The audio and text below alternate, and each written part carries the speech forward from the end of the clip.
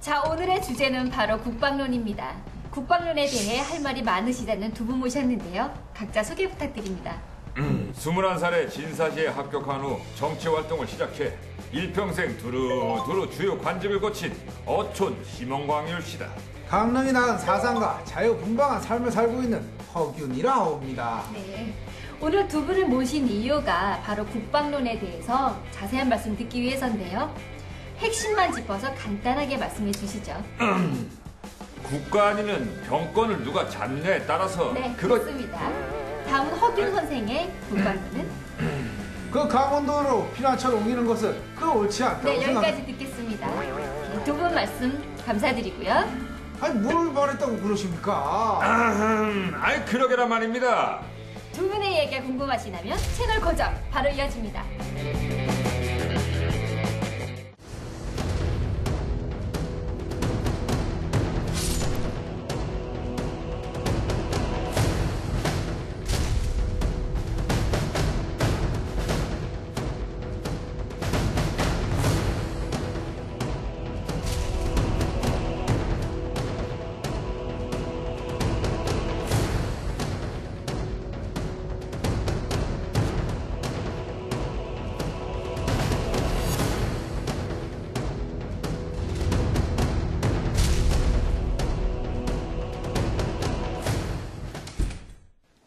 시간여행 강원, 오늘은 조선 중기에 활동하던 강원인의 국방론에 관한 얘기입니다. 오늘 국방론 얘기 함께 나눠주실 분들 소개해드립니다. 시간여행 강원의 멘토입니다. 서울교육대학교 임기환 교수 나오셨습니다. 우리 지역의 역사문화 전문가입니다. 강릉문화원 박도식 교수 어서 오십시오. 시간여행 강원의 비타민 같은 논객이십니다. 호주 출신 한국인 최다미 강사님 어서 오세요. MBC 강원 영동 김서영 아나운서도 함께합니다. 평소에는 뭐 다른 소개 말을 붙이지만 오늘은 이렇게. 그러게요. 왜 그렇게 좀 허전했어요, 오늘은? 이럴 때도 있어야죠. 예, 바로 그런 궁금증을 유발시키기를 바랐습니다. 네, 아이디어 고갈 아니시죠? 네. 네. 갑자기 땀이 나네요. 오늘 키워드 소개해 주시죠. 네, 오늘의 키워드 바로 유비무환입니다. 네.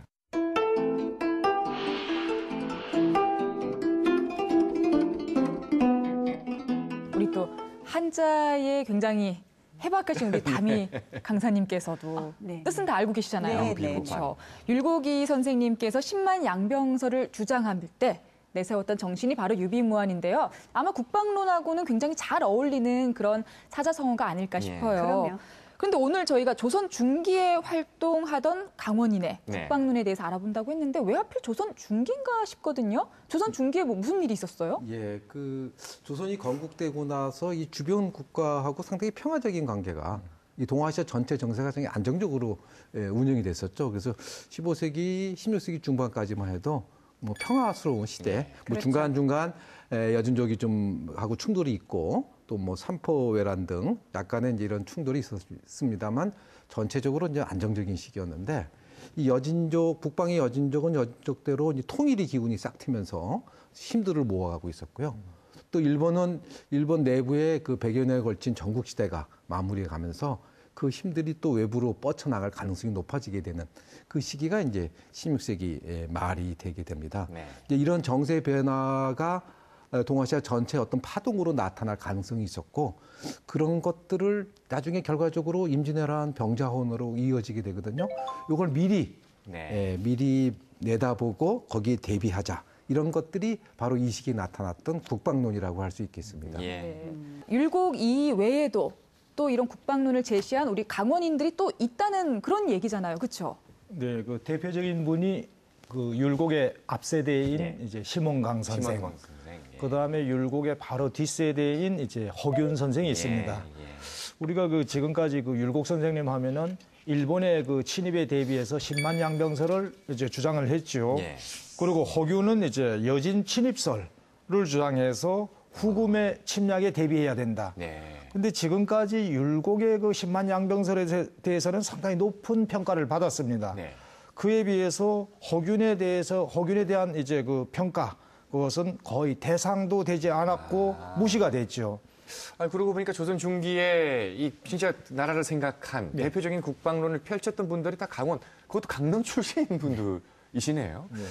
오늘의 키워드가 유비무환이거든요. 이 근심을 없애기 위한 준비라면은 뭐 시대를 막론하고 중요한 문제 아니겠습니까? 어떻습니까? 그 군사적인 측면에서도 당연히 뭐 유비무환이라는 말이 통하겠지만 오늘날 뭐 우리 대한민국을 이렇게 수십 년을 보셨습니다. 최다미 선생님. 그렇죠. 네. 우리가 앞으로 이제 뭐 환경도 많이 변하고 하는데 뭘 준비해야 될까요? 꼭 군사로는 아니더라도. 글쎄, 솔직하게 얘기해도 돼요? 예, 솔직하게 얘기해 주십시오. 오케이. 우리가 미국, 일본, 중국을 너무 믿어서는 안 돼요. 네. 절대로. 우리 아버지 여기 잠전하셨잖아요. 예. 그렇죠? 항상 우리 아버지 하시는 말씀은 한국 사람들이 항상 한국 해마다 2-3번 오셨어요. 그래서 우리 아버지가 항상 그때는 마음이 아프셨어요. 그 이유는 한국을 도와준 거 아니에요. 네. 공산주의를 막기 위해서 여기 와서 싸웠어요. 그렇게 하지 않으면 우리나라 가서 와서 우리나라에서 싸우게 될 것 같아서 사실은 50년대에 한국에 어디 있는지 모르는 사람이 대부분이었거든요. 그래서 우리가 특별히 감사할 이유가 없죠. 제 세대 사람들은 너무 미국을 좋아하고 감사하고 있는데 물론 안 도와줬으면 힘들었을 거예요. 그죠? 그런데 우리가 우리 힘으로 우리가 강해져야 돼. 갑자기 시간여행 강원이 정치 토론 프로그램이 되는 것 같습니다. 죄송해요. 아닙니다. 근데 솔직하게 얘기하라고 하셨잖아요. 감사한 말씀이에요. 정말. 이 국방론을 펼친 강원인, 조선중기의 강원인. 이제 오늘의 주인공인 이 세 분 중에서 먼저 한 분 한 분씩 어떤 국방론을 펼쳤는지 그 내용을 좀 살펴보죠. 먼저 어촌 심원광 선생의 국방론에 대해서 저희가 재연 드라마를 준비해봤습니다. 함께 보시죠. 중종 31년의 어느 날. 그래, 그간 평안도와 함경도에 파견된 일이 여러 차례였지요. 네, 전하. 이번이 3번째입니다. 그렇소. 평안도와 함경도 국경 일대에는 야인들의 침입이 심각하니 그것을 방비하기 위해 자네와 같은 지략이 있는 사람을 선임하는 것이 당연치사. 과찬해 주십니다. 아닐세, 자네만 믿겠소. 성은이 만국하옵니다. 평안도 경변사로 파견된 어촌 심원광. 중종의 명으로 평안도를 향했던 어촌 심원광은 이후 궁으로 돌아와 자신이 목도한 평안도의 여러 군사 문제에 대해 개선할 것을 주장하는데, 그래, 군사 문제에 대해 개선할 점들이 많다고. 그러합니다. 소신이 본 바에 의하면 변방에서 뜻밖의 병고가 생기면 믿을 수 있는 것은 토병뿐인데 인원이 워낙 적습니다. 하여 남방에 있는 군사들이 그곳으로 가 합방을 하고 있지 않소? 헌데 남방에서 온 군사들은 활이나 화살을 지니지 않고 맨손으로 오고 있습니다. 관원들의 군장도 점검하지 않은 채 그곳으로 보낸단 말이오. 그러합니다. 여전히 구습을 버리지 못하고 있으니 엄히 다스려야 할 것입니다. 다른 문제들도 있었는가? 병기 중에서 가장 중요한 것은 활과 화살입니다. 그런데 평안도 사람들은 활과 화살이 전혀 없었습니다. 하여 국가에서는 전례로 화살대를 수송해 강연변의 사졸들에게 공급해왔습니다. 그런데 내지 백성들 말이 화살대는 항상 병군에게만 주어지고 자신들에게는 전혀 주어지지 않았다고 합니다. 이를 어찌한단 말이오? 육지로 운반하는 것에는 폐단이 있을 것이니 수로로 수송해 국궁으로 하여금 화살을 만들게 하고 백성들이 무역을 하게 한 다음 여기서 받은 돈을 가지고 군자에 보충하는 것이 편리할 듯하옵니다. 그래, 그런 방법이 있었구나. 한 가지 더 말씀드려도 되겠습니까? 또 있단 말인가? 말씀해 보시게. 평안도 군사들 중엔 활을 잘 쏘는 사람이 있는가 하면 변방을 지키는 일에 힘을 다하는 사람도 있습니다. 제가 가까이에서 본 한이는 오랑캐를 염탐하는 일에 헌신하는 자였습니다. 오호라, 기특한 자로구나.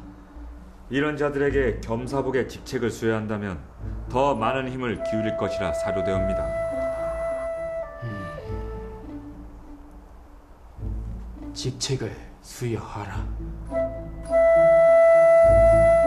한편 심원광은 굴령의 엄정한 확립 또한 강조하였다. 병권은 항상 임금이 잡고 계셔야지 아랫사람에게는 절대로 이전해서는 아니되옵니다.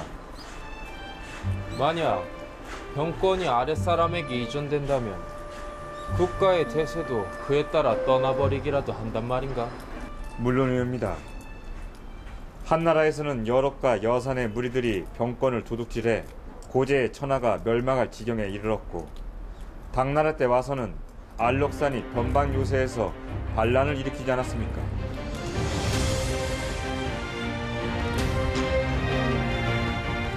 병권이 위에 있느냐 아래에 있느냐에 따라 국가의 안위와 질환이 결정된다. 이것이 나의 국방론이다.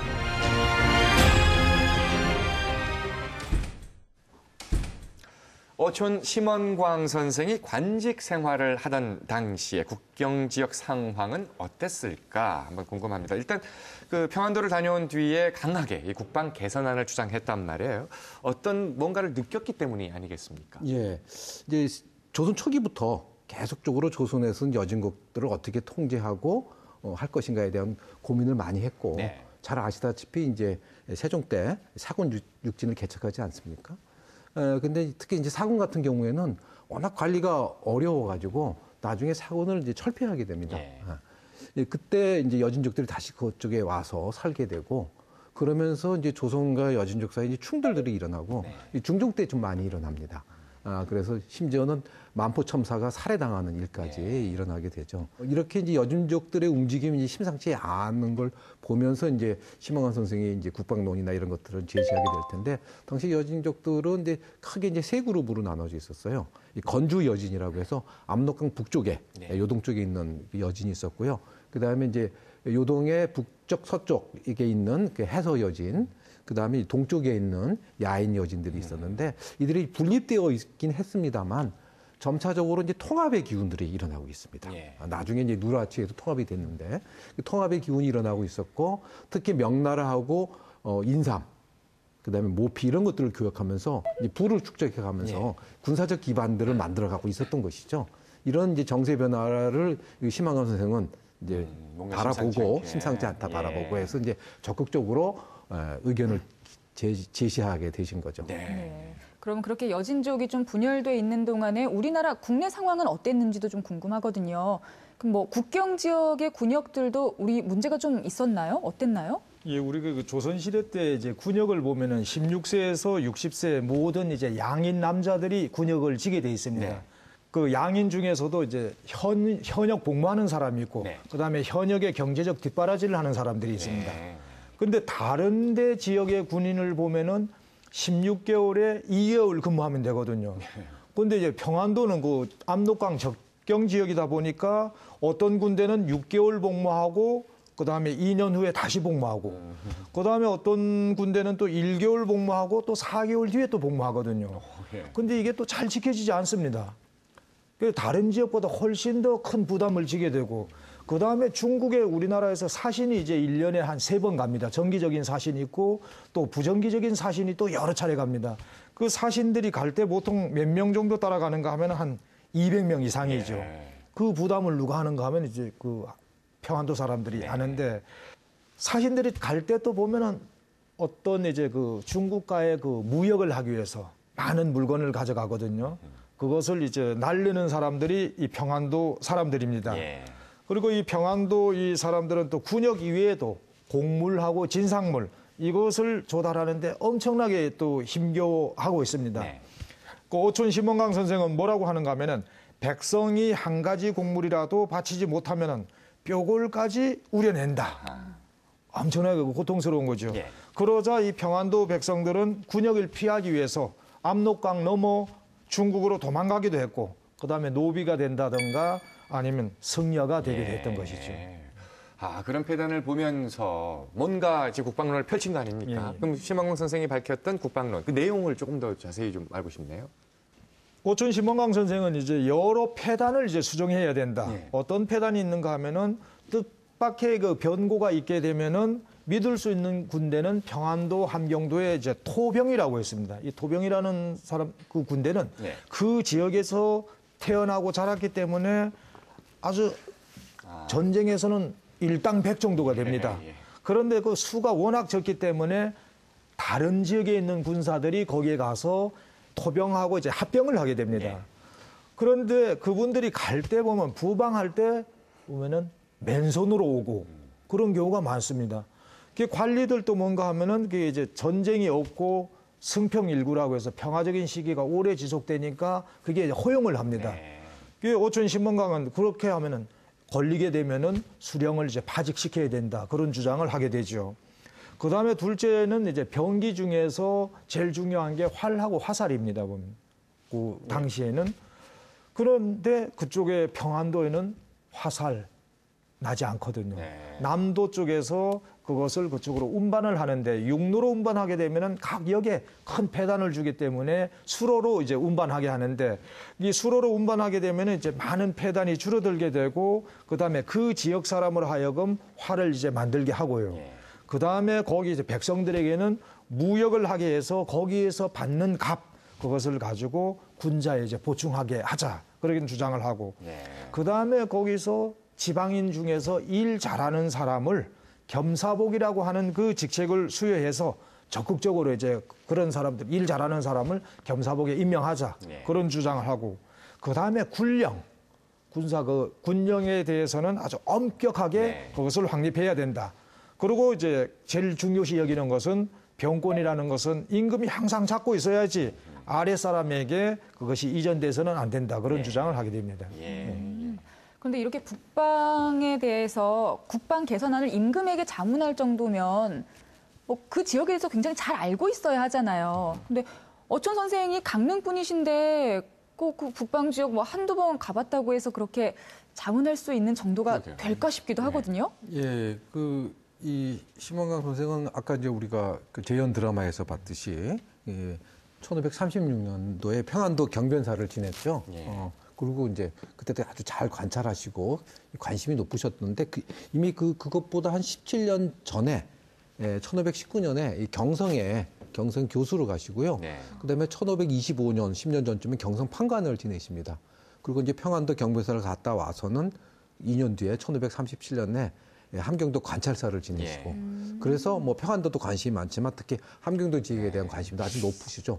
이제 관찰사나 지방관으로 갔다고 해서 다 아시는 게 아니라 평상시 신문관 선생이 북방에 대한 그 지방관으로서 자기 역할들을 충분히 하셨기 때문에 주의 있게 관찰하시고 그래서 이제 그런 경험을 바탕으로 국방안을 마련한 게 아닌가 생각이 됩니다. 중요한 건 지금 이렇게 그 다양한 국방 개선안을 의견 개진을 했습니다.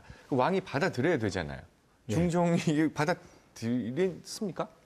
뭐 아주 들었다시피 아주 우리 박 교수님 말씀하셨던 요체가 거기 담겨 있지 않습니까? 받아들였으면 나중에 그렇게 곤욕을 안 치렀겠죠. 기록상으로 보면 뭐 가타부타가 없는데 전반적인 그 뒤에 추이를 보면 뭐 제대로 받아들이지 않았던 게 아닌가 그렇게 생각이 됩니다. 어촌 심원강 선생님도 혹시 강릉말로 해서 못 알아듣는 그럴 수도 있죠. 그러면 똑땡이 돼요. 뭐 이러고 못 알아듣는 게 아닌가 이런 생각 갑자기 드네요. 표준어를 다 미리 공부를 해야겠네요. 그렇죠. 그런데 뭐 서양에서도 이런 국방 개혁하면 그 독일의 비스마르크 딱 생각이 나잖아요. 그분은 어떤 걸 주장하셨던 거예요? 그분이 그 1862년도 유명한 연설했잖아요. 그 피와 철, 그 강하게 해 나가야 된다. 사실 이 사람은 평화주의자였거든요, 사실은. 그런데 그 독일은 그 당시에 그 왕조 있었죠. 그래 밑에 그 정리 정도 되는 거죠, 일본처럼. 그 율곡하고 비슷하게 나라를 보호하기 위해서 모든 수단을 써야 한다고 했고, 근데 독일을 그때 그 당시는 분리돼 있었거든요. 그래서 독일을 통일시켰고, 근데 불행하게도 그 국민 의견 때문에 다른 유럽의 나라들처럼 제국이 있어야 된다고 해서 그 비스마르크 때부터 독일 제국이 생겼어요. 자, 지금 어촌 심원광 선생의 국방론에 관해서 살펴봤는데요. 이번에는 10만 양병설을 주창했던 율곡 이이 선생의 국방론을 한번 살펴보겠습니다. 먼저 저희 프로그램 제작진이 준비한 자료 화면을 잠시 보시고 또 얘기 이어가겠습니다. 1592년 4월 일본이 조선을 침공한다. 임진왜란이 발발한 것이다. 그 후 한 달여 흐른 어느 날 사천 선착장. 이순신 장군의 역작 거북선이 드디어 전장에 그 모습을 드러냈다. 조선의 해안을 장악하려는 왜군을 향해 총 공세를 퍼부은 조선 수군의 통쾌한 역전승. 이전 해전에선 볼 수 없었던 비밀병기 거북선의 등장으로 일본군 전함 13척은 모두 격침되거나 불에 타버렸다. 해상의 탱크라고 저는 얘기를 합니다. 그러니까 결국엔 적이 들어오지 장갑을 통해서 적이 안으로 들어올 수 없는 것끔 함으로써 전투원이 보호된 상태에서 적선과 맞붙여서 적군전을 펼칠 수 있는 그런 돌격함이기 때문에 이제 해상의 탱크라고 얘기를 하는 거죠. 거북선에 관한 기록은 이순신의 일기에 자세히 나타나 있다. 배를 건조하고 포를 탑재하고 지붕을 씌운 후 칼과 창을 박아넣고 전투함으로써 하나하나 채비를 갖춰가는 과정이 여과 없이 그대로 기록돼 있다. 용머리에는 대포를, 등에는 쇠못을 박은 조선의 돌격함 거북선. 그 모태는 판옥선이다. 널빤지 위에 갑판을 얹은 모양이라는 뜻의 판옥선은 평평한 바닥이 특징이자 핵심이다. 대추이제 조건에 적합하게 만드는 배가 이제 평저선이에요. 왜냐면 서남 해안은 말이죠. 리아스식 침강 해안이라고 해가지고서 조서 간만에 차가 많아요. 그런데 물이 빠지면 그대로 앉아야 된단 말이에요. 갯벌에. 그래 갯벌에 앉으면 바닥이 편편해야 되잖아요. 조수가 들어오게 되면 또 이제 그대로 바로 나갈 수 있다는 얘기죠. 그런 편리한 점이 있었어요. 그래서. 당시 조선에선 복잡한 해안 구조에 맞춰 평평한 바닥, 즉 평저선 구조를 전략적으로 선택했다. 반면 일본은 바닥이 뾰족한 모양의 첨저선을 가지고 왔다. 속도가 빠르기 때문이다. 문제는 전투 시 포를 쏠 때 나타난다. 원거리 포 공격이 격렬하게 오가는 해전에서 평저선은 포를 쏠 때 생기는 반동에 안정적이지만 첨저선은 그때마다 위태롭게 흔들렸다. 그러니까 세계 해전사에서 유례를 찾아보기 힘들 정도로 대승을 거둔 임진왜란 때의 수군의 활약. 그 주역은 바로 과학적인 선박 구조를 갖춘 판옥선이었다. 대포를 쏘게 되면 대포의 반동이 상당히 크거든요. 판옥이라고 씌우는데 그것도 마찬가지로 하나의 튼튼하니까 웬만큼 쏴가지고는 흔들리게 하네요. 판옥선의 또 다른 장점은 바로 튼튼한 선체다. 거친 바닷바람을 막기 위해 질기고 강한 해송을 재료로 사용했고 왜군의 공격에도 잘 부서지지 않는 강한 배가 완성됐다. 이순신 장군은 바로 이 배를 업그레이드해 거북선을 만들었다.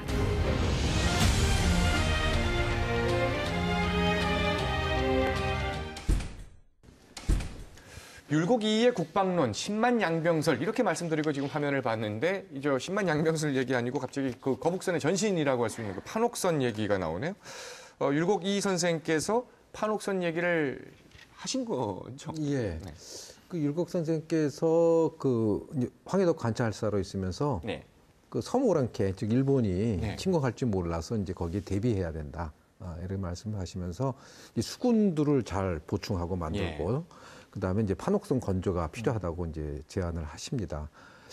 당시 수군은 뭐 워낙 고역이 심해요. 같은 군역이라도 수군은 굉장히 힘들었기 때문에 그 대우가 아주 열악했고 그래서 힘들어했기 때문에 그러기 일본에 대비하기 위해서는 이제 수군도 잘 인재들을 양성해서 통솔하게 하고 그다음에 그 특히 일본과 대결하기 위해서는 아주 그 우리의 배 전함 이 판옥선을 잘 만들어가지고 거기 준비를 해야 된다라고 얘기하는데 실제 그 판옥선은 일본의 전함하고 비교가 되지 않을 정도로 굉장히 뛰어납니다. 네.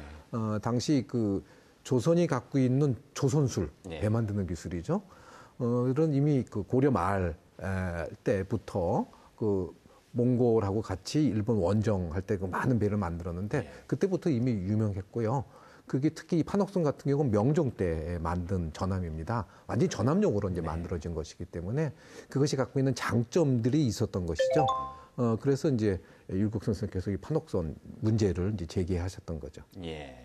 근데 제 짧은 생각으로는 일본이 섬나라잖아요. 그러니까 수군이 굉장히 강할 것 같단 말이에요. 그래서 육지로 끌어들여서 싸우는 게 우리가 조금 더 유리할 것 같은데 왜 수군 얘기를 하고 이런 판옥선 얘기를 하고 그렇게 하셨을까요? 예, 사실은 이제 우리도 그렇게 생각이 쉽지 않습니까? 네. 이제 일본에서 섬에 있는 나라들이 배 수군을 이용하는 게 더 네. 강할 거라고 생각할 텐데 당시 사람도 그렇게 생각했던 것 같아요. 그래서 뭐 선조는 아예 해전을 포기해라 이렇게 네. 이제 지시를 하기도 합니다. 근데 실질적으로는 우리가 아시다시피 이순신 장군을 통해 가지고 육군은 패하더라도 수군은 그 연전연승하지 네. 않습니까? 그런 이제 중요한 무기가 이제 판옥선하고 이제 화포 이런 것들이 일본의 이제 배와 조총들을 완전히 압도했고 사실 일본은 수군이라 할 게 없었어요. 네. 일본의 수군은 주로 이제 수송을 담당하거나 네. 물자 수송, 보급 담당. 또는 이제 그 일본으로부터 이제 조선까지 병력을 예. 옮기는 이런 이동시키는 이런 역할을 생각했던 것이죠. 네. 결과적으로 보면 조선은 당시 조정이 우리가 뭐가 강하고 뭐가 약한지도 모르는 그러네요. 정도의 수준이었다 이렇게 생각하는데 율곡 선생 것은 이미 예견하시고 판옥선 건조를 준비시켰다는 것은 정확하게 예. 정세를 파악하고 있었다 그렇죠. 이렇게 볼 수가 있죠. 그 당시에 이제 그 배에다가 대포를 장착할 수 있는 그런 배를 만드는 나라는 거의 없었다 네. 가지고 우리 말고는. 예. 참 그 명량이란 뭐 영화를 우리가 보면서 더 이렇게 좀 뭐 물론 허구지만 영화지만 그걸 보면서 막 실감하잖아요 우리가. 누가 제일 마음에 들었습니까? 명량. 누구 연기가? 최민식 그렇습니까? 전 이정현이 좋았습니다. 괜한 일이에요.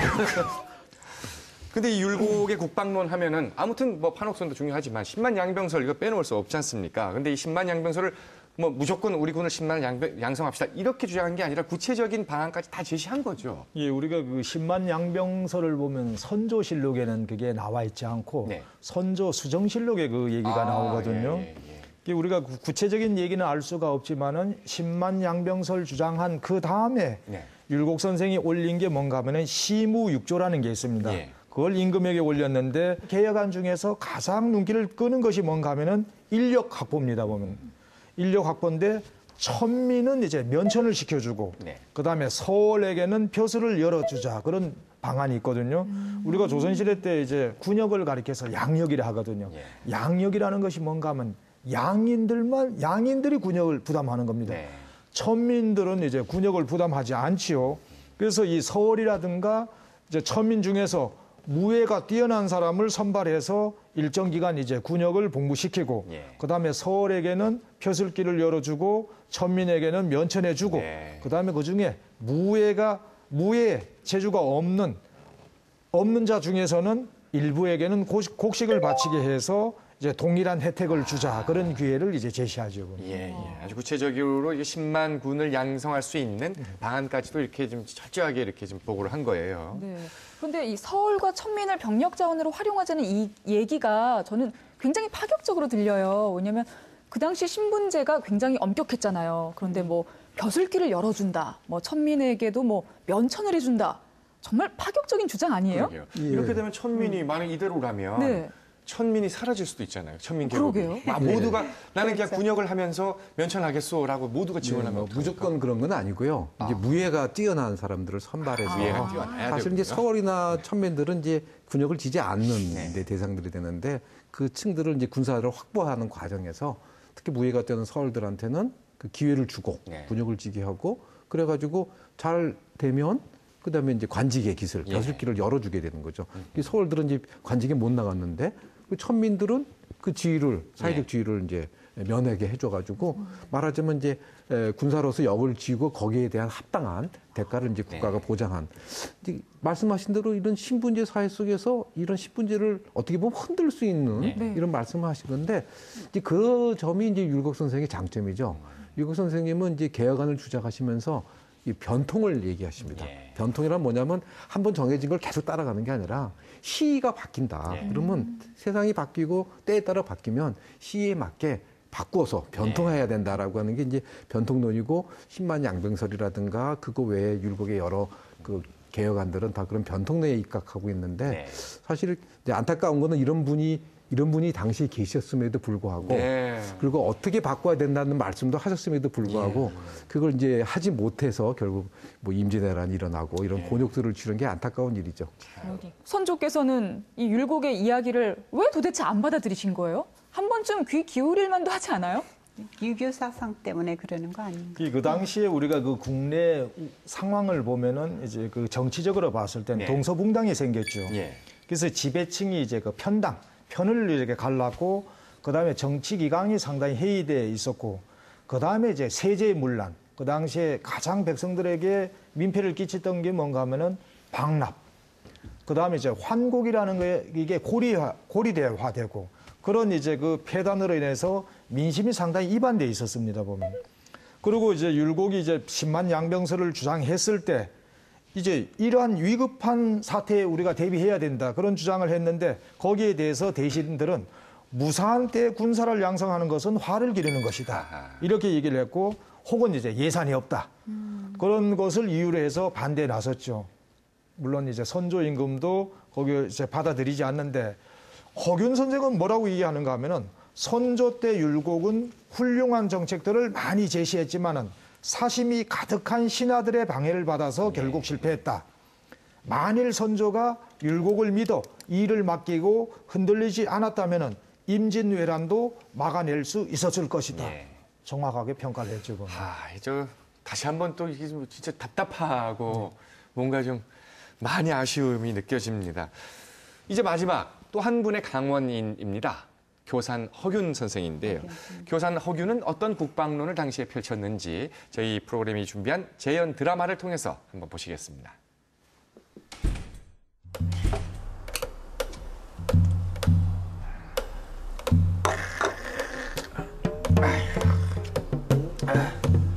정세가 불안한 것이 피난을 떠나야겠어. 맞네, 맞아. 아이 근데 이 도통 어디로 피난을 가야 할지 모르겠어. 역시 강원도지. 영서 지역부터 영동 지역까지 다 안전하다던데? 아니 왜 강원도가 안전한 거야? 이 양반이 들어봐. 영동 지역은 산과 바다가 같이 있어가지고 곡식이 많이 나고 물고기랑 소금이 풍부하니까 굶어 죽을 걱정이 없다고. 오, 아이 피난 가기 좋네. 아이 그럼 그 영서 지역은? 또 영서 지역만한 곳이 없지. 영서 지역은 산은 높고 물길은 구불해가지고 몰래 숨어있기가 그렇게 좋대. 그리고 저기 오래 머물질 못해. 아 전혀 그렇지 않소. 에? 아이 뭔 소리야? 아이 니슈. 아이 이런 이치에 밟지 못한 사람들 같으니라고. 아이 사람이 지금 여기가 어디라고? 참아. 뭐 영동이랑 영서에 대해서 잘 아시나 봅니다. 암요. 자세히 알려줄까요? 이렇게 하여 허균의 국방론이 어느 주막터에서 펼쳐지게 되었으니 그 영동은 땅이 좋고 백성들이 적어 흉년이 들면 곡식들이 흔하지요. 그런데 태풍이 들거나 흉년이 나면 기근이 든답니다. 외란 때 말입니다. 그 충지와 원주 사람들이 그 강릉으로 죄다 피난 왔다가 그 나무 껍데기 조개를 주워다가 겨우 연명에 살았지요. 진짜요? 근데 다시 난리가 나면 어떻겠습니까? 그 온 나라 백성들이 죄다 모여들터 내 생각에는 다 굶어 죽기 십상입니다. 아이고, 아이 말만 들어도 무섭네. 아이 그러면 그 영서 지역은요? 영서는 비록 산이 험준하긴 하나 그 한양과 가깝질 않소. 그렇소. 그 지난 임진왜란 때 다들 몰려들어서 그 보물이나 여자들이 그 죄다 영서 지역에 있다는 걸 적들이 눈치채고는 막 칼을 가지고 와도 막 아이고, 그만 얘기하시오. 아유, 아니 그럼 아니 도대체 어디로 피난을 가야 한단 말입니까? 궁금하시오. 궁금하지요. 궁금하지요. 그 빨리 좀 얘기해 주시오. 내 오늘 요 술값을 내준다면야 내 생각해보지. 술값이 대수요. 아유, 빨리 얘기해 주시오. 얘기해 주시오. 과연 허균은 무슨 말을 했을까? 자고로 피난은 말이지요. 예. 사람들이 피난을 떠난 그곳, 적들을 피해 다들 도망간 마을 하여 아무도 오지 않는 그곳을 찾아가야 된단 말이오. 그래야 안전하지요. 아, 뭔 소리야?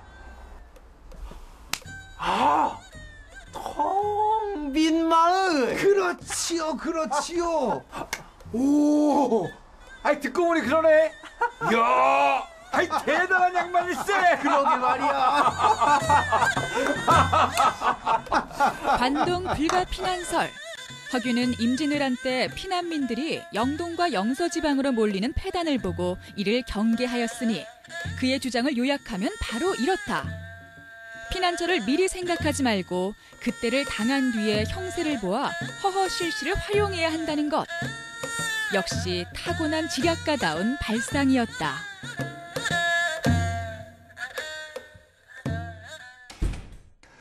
자, 이 허균이 이게 또 국방론과도 사실은 연관이 되는 얘기란 말이에요. 임 교수님이 좀 이걸 설명을 좀 해주시면 좋겠습니다. 예, 뭐 국방은 이제 북방의 정세를 어떻게 네. 알고 있느냐의 문제죠. 네. 근데 이제 허균 선생은 의외로 당시에 이 국제 정세를 읽는 눈을 갖고 있었던 것 같습니다. 이제 그 경험이 있어요. 그 원잡사의 종사관으로 가고 그 다음에 이제 즉 사신이나 사신의 수행원으로 이 중국에 다녀옵니다. 그래서 한 7차례에 걸쳐 가지고 왔다 갔다 하게 되고 또 가면 중국으로부터 이제 많은 책들을 이제 수천 권씩 사가지 왔다고 그러죠.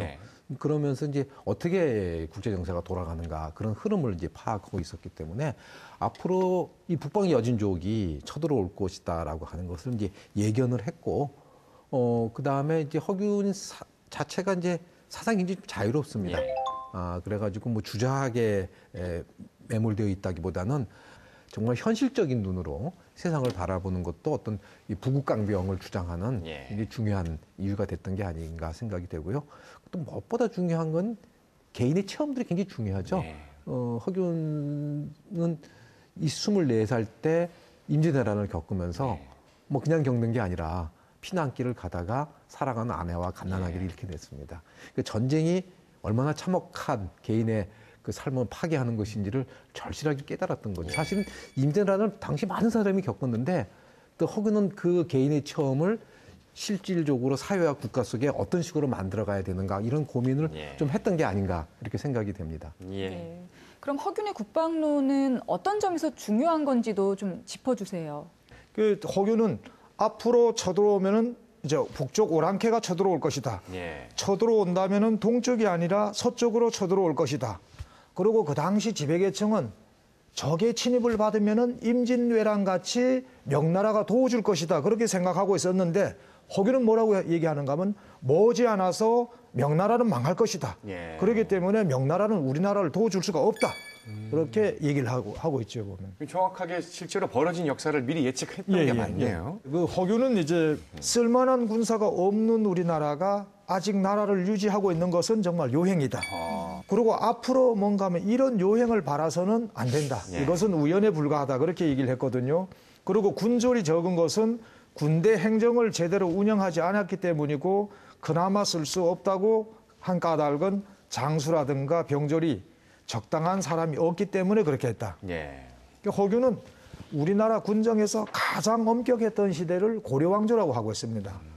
고려시대 때는 군정에 충실했기 때문에 우리가 북쪽에서 거란족, 그다음에 여진족, 몽골족, 그다음에 홍건적 침입을 받았는데 그걸 이제 격퇴시킬 수가 있다라고 했는데 허균은 이제 고려의 국방중책에 준해서 공사 노비뿐만 아니라 재상의 아들, 그다음에 조정의 유생 등 모든 특권층에게도 군역의 의무를 부과시키는 국민개병제, 그것을 이제 실시를 주장했죠. 그러고 군사를 잘 다스리고 장수를 잘 다스려서 나라를 강하게 만들 수 있는 사람은 오로지 임금에게 달려있다. 모든 책임을 이제 임금에게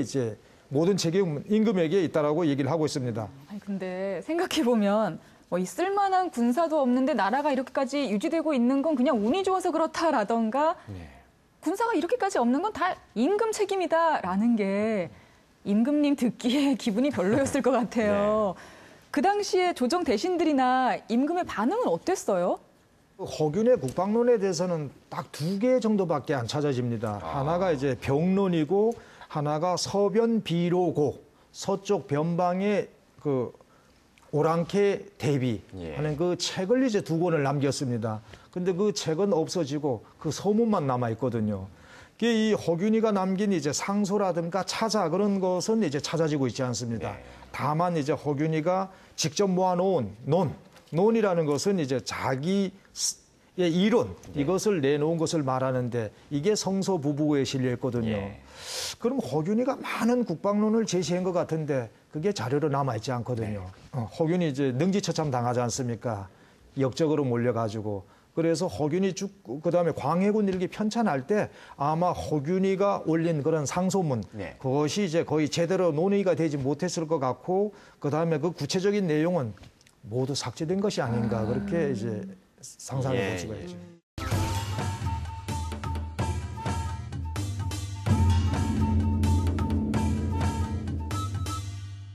오늘 함께 우리가 다뤘던 조선 중기의 국방론을 펼쳤던 강원인, 어촌 심원광, 율곡 이이, 그리고 교상 허균, 이들의 이야기를 들으면서 다시 한번 우리 역사가 좀 거슬러 시간을 거꾸로 돌려서 이들의 의견이 반영이 됐었다면 우리의 역사는 또 어떻게 흘러왔을까 자꾸 상상을 해보게 되는데요.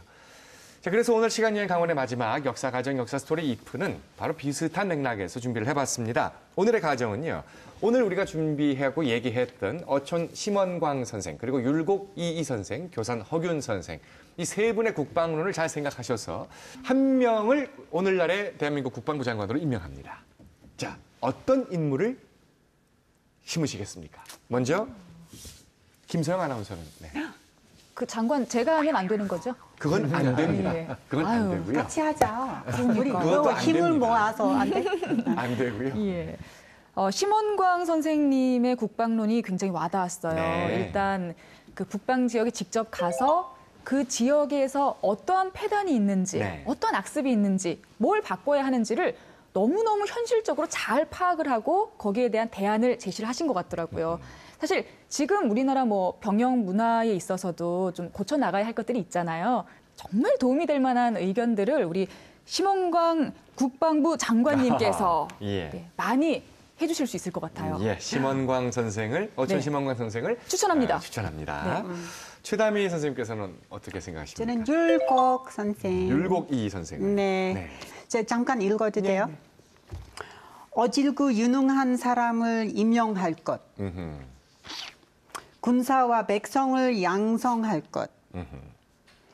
재용을 풍록히 할 것. 번병을 견고히 할 것. 전마 준비할 것은 전마는 뭐 전투기, 전투함 이렇게 바꾸면 되고 교화를 밝힐 것. 이게 묶으면 멋있잖아요. 완전 너무너무 멋있어요. 감동 먹었어요. 이거 읽었을 때. 율곡 이이 선생을. 저는 이런 사고방식 가지신 분이면 저는 믿을 수 있을 것 같아요. 멋지십니다. 어촌 심원광 선생에 이어서 율곡 이이 선생도 지지를 받으셨습니다. 이제 허균의 국방론을 사실 강조하신 그리고 세상에 드러내신 분이라고 할 수 있는 박도식 교수께서는 뭐 다른 분 오늘 허균에 대해서 너무 부담 갖지 마시고요. 편하게 선택하시죠.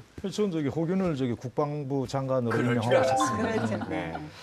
우리가 오늘날 한반도를 보면은 우리 그 주변에 러시아, 중국, 일본, 미국이 있지 않습니까? 그런데 우리가 140몇 년 전하고 차이가 뭔가 하면 또 남북이 분단되어 있지 않습니까? 그래서 저는 이제 허균 선생을 오늘날 우리 국방부 장관으로 하면은 주변에 네 개 국가가 국제 정세를 잘 보고 아까 우리 임경환 교수님 말씀하셨지만은 중국에 그 사신으로 갔을 때 다른 사람들은 뭔가 골동품 그런 거 사오거든요. 근데 우리 허균 선생은 책을 4, 5천 권 사갖고 옵니다. 그런 많은 책을 보다 보니 국제 정세 해박하지 않습니까? 오늘날 아마 오늘날은 책만 보는 것이 아니라 인터넷이고 모든 게 다 있지 않습니까? 아마 그때보다 훨씬 더 잘 판단하지 않을까 그런 생각입니다. 예. 지금 저 세 분은 이제 한 분씩을 선택해서 이미 다 이유들도 다 타당한 이유들을 들으셨고요.